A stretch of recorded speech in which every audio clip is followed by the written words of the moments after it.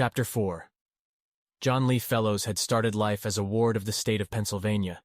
From the time he was an infant until he came of age, Fellows had lived at St. Joseph's Orphanage in Chambersburg, about a half-hour north of the Maryland border. There was no record of who his parents were or where he was born. His birthday was listed as June 3, 1958. Crawford found out later the orphanage had assigned him the day arbitrarily. Fellows had few friends at the orphanage. Crawford had tracked down one of the clinicians who had worked there, who remembered Fellows as not just antisocial, but as social. He never came close to being adopted. At 18, he joined the Merchant Marine. He sailed to Africa, Australia, England. He came back in 1979 and was arrested in Kennett Square, Pennsylvania, for assaulting a police officer. Fellows had been working as a prep cook in a restaurant. The police officer, one Jason Schuyler, had been chatting up a waitress in the kitchen during the evening rush.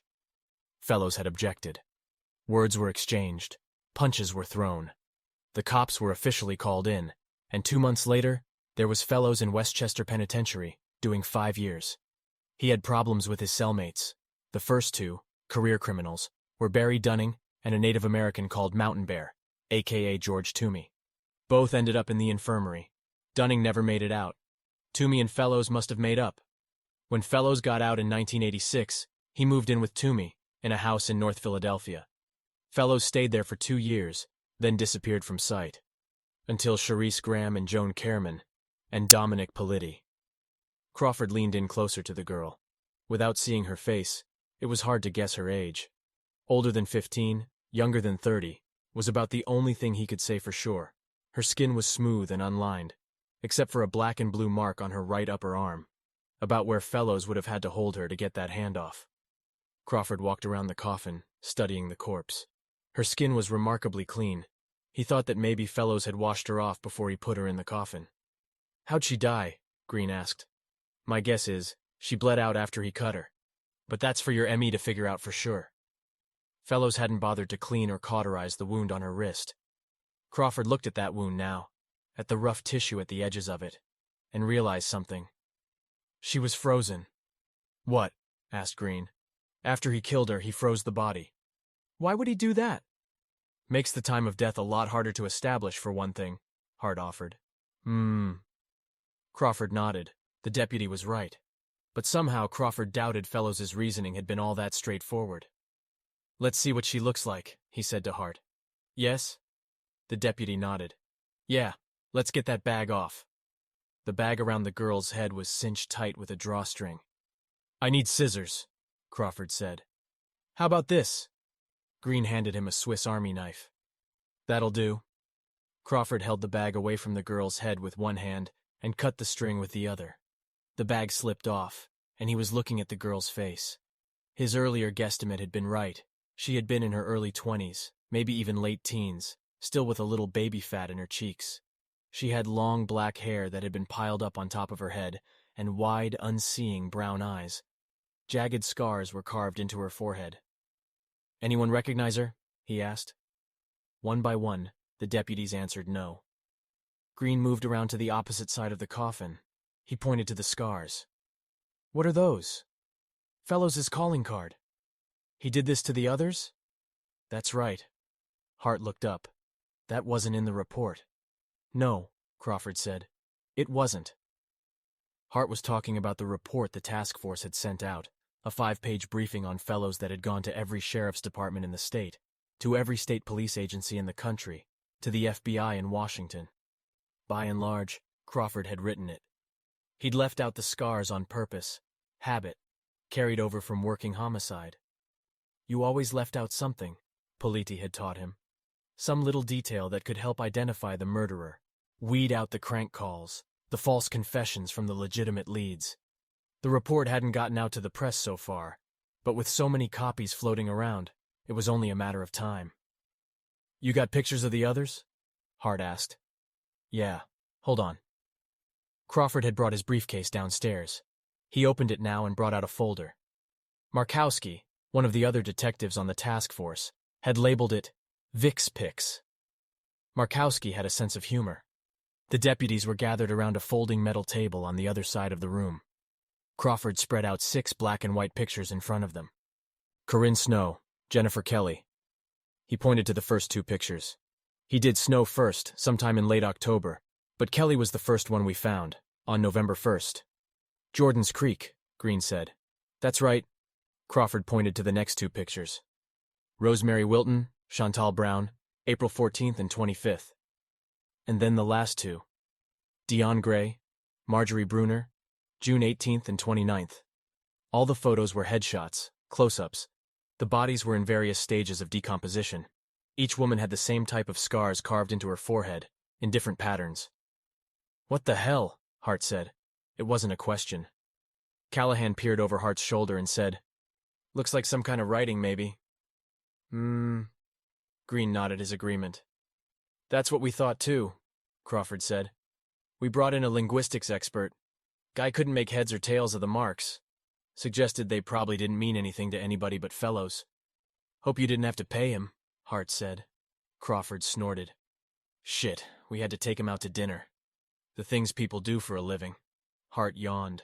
He looked tired. You been on all day? Crawford asked. Since 9 a.m., both Leonard and me. Hart yawned again.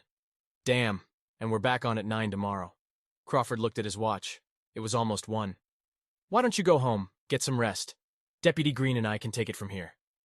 Well, what's left to do? Crawford asked, in a way that made it clear there wasn't much else at all they could hope to accomplish that night. We'll take some pictures of the girl to show around. If you're hooked up to NCIC, we are, Hart said. We got a terminal upstairs. NCIC was the National Crime Information Center, the FBI's nationwide database of crimes, criminals, and victims. Good. We'll run a missing person query, Crawford said. It doesn't take 4 people to do that. Go on home, deputy. Hart considered the situation. Crawford could see common sense warring with pride behind his eyes. Common sense won out. Yeah, Hart said. Think I will go home. Leonard, you ready to call it a day? Day? Callahan shook his head. Day and a half is more like it. Hart turned to Green. Now, Harris, listen. You got my home number, right? Don't be afraid to use it if anything comes up. I won't. Hart turned to Crawford. Detective, pleasure meeting you. They shook hands. You'll be here tomorrow? I'll be here tomorrow. Crawford shook hands with Callahan, and then both men left. All right. Crawford turned to Green. If you can lead me to the fingerprint kit, and the Polaroid. Anything else? Yeah, as a matter of fact. Crawford stifled a yawn of his own. I could sure use a cup of coffee. There's a Dunkin' Donuts about 15 minutes down the road, or I could put up a fresh pot here. The thought of donuts and coffee practically made Crawford's mouth water, but he didn't want to take such a big chunk of time away from the work he had to do.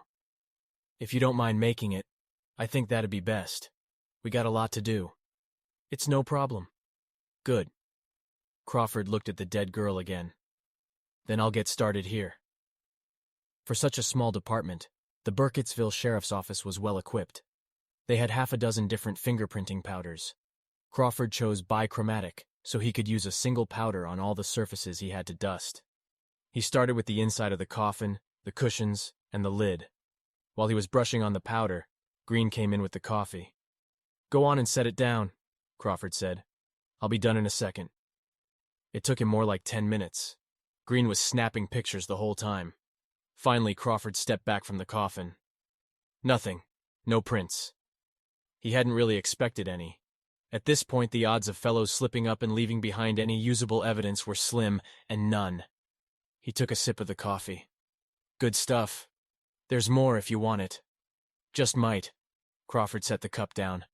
I'm going to print her too, while I'm at it, in case you need to identify her. Crawford gently blotted her fingers with an ink pad, then pressed the dead girl's thumb onto an FBI-style card. The print was smudged. Damn. What's the matter? I screwed up. But he hadn't. He got the same result with the index finger. Still wearing his gloves, Crawford held her hand up closer to the light, studying her 3 clean fingers closely. Son of a bitch. What's the matter? The bastard. He burned the skin off. You know what that means? Green looked puzzled. Means if your ME wants to get this girl's prints for comparison to the National Database of Missing Persons, he's going to have to cut the girl's fingers off, pack them in dry ice, and ship them out to the FBI in Washington for analysis. Green made a face. Crawford shook his head. Suddenly, he got the idea that Fellows knew all about that particular federal procedure. They called the ambulance driver back in and helped him load the girl up for the trip to the morgue. Tomorrow, the ME would do an autopsy. And then Crawford and Green were alone again, and there was nothing else to do. Crawford stretched and yawned. So, where can I get a bed around here? Got a day's inn back in Frederick, that's about it. Or you can crash on the couch in Craven's office. Green sounded distracted. He was half sitting on, half leaning up against the table where Crawford had earlier spread the pictures of Fellows' other victims. Green was holding something in his hand, the little stickman they'd found in the grave. What is it? Crawford asked. Just thinking. What about? Fellows, Green stood. And his little stickman? Crawford meant it as a joke, but Green wasn't smiling. You got something you want to say? Never mind. Green stood up, shaking his head. It's probably nothing anyway. Nothing is what we have right now. Come on, deputy. Tell me what you've got. Well, all right. Green set the stickman down on the table and looked up at him. You ever hear of the Blair Witch?